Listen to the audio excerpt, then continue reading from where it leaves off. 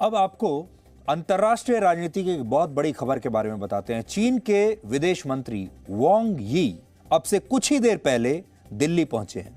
गलवान हिंसा के बाद चीन के किसी भी बड़े नेता या किसी भी मंत्री का यह पहला भारत दौरा है और बड़ी बात यह है कि चीन के विदेश मंत्री भारत सरकार के प्रस्ताव पर इस दौरे पर नहीं आए हैं, बल्कि उन्होंने स्वयं ही भारत को यहां आने का प्रस्ताव दिया था और भारत ने इस प्रस्ताव को स्वीकार कर लिया। यानी चीन के जो विदेश मंत्री हैं वो खुद अपना इनिशिएटिव लेकर यहां पर आए हैं, भारत ने उन्हें नहीं बुलाया था। ऐसा माना जा रहा था कि चीन ने खुद बातचीत की कोशिश शुरू की है और इसके अच्छे परिणाम होंगे, लेकिन भारत आने से पहले वांग यी ने जो कुछ कहा है उससे ऐसा लगता है कि उनके दिमाग में कुछ और चल रहा है। तो उन्होंने आने से पहले क्या कहा है ये भी देख लीजिए।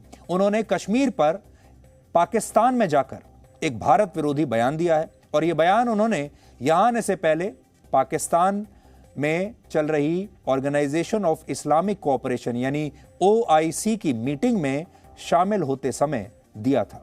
वांग यी ने OIC में कहा, कश्मीर पर आज हमने फिर से कई इस्लामिक दोस्तों की बातों को सुना और इस मुद्दे पर चीन को भी वही उम्मीद है जो इन देशों को है।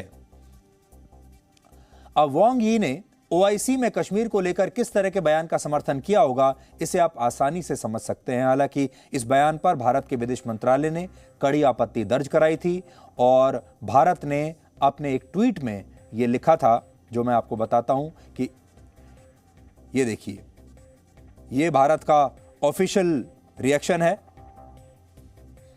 Our response to media queries on reference to Union Territory of Jammu and Kashmir made by Chinese Foreign Minister in his speech to Organization of Islamic Cooperation in Pakistan, ये उन्होंने लिखा है। इन देशों को ये देखना चाहिए कि भारत किसी भी देश के आंतरिक मामले में टिप्पणी नहीं करता है और इसलिए इन्हें भी ये टिप्पणी नहीं करनी चाहिए।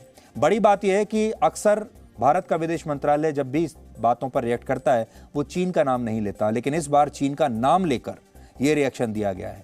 हम अक्सर पाकिस्तान से कहते हैं कि आतंकवाद और बातचीत साथ साथ नहीं चलती।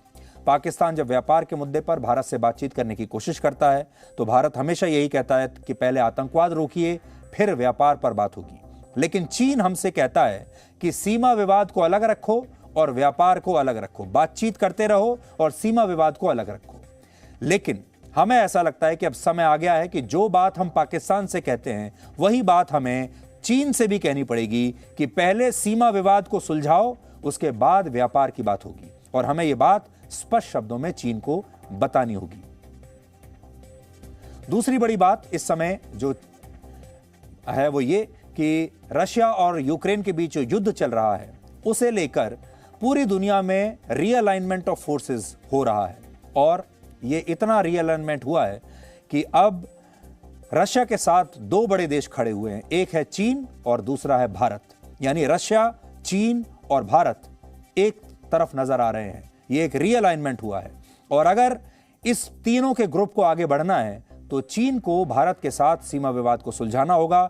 ऐसा नहीं हो सकता कि ये तीनों देश कुछ मुद्दों पर एक साथ रहें और चीन लगातार हमारी सीमा पर भी बुरी नजर डाले। इसलिए चीन को भी अभी देखना होगा कि अगर उसे ये एक्सेस बनाना है नया भारत का, रशिया का और चीन का अमेरिका के खिलाफ, तो उसे भारत के साथ अपना रवैया ठीक करना पड़ेगा।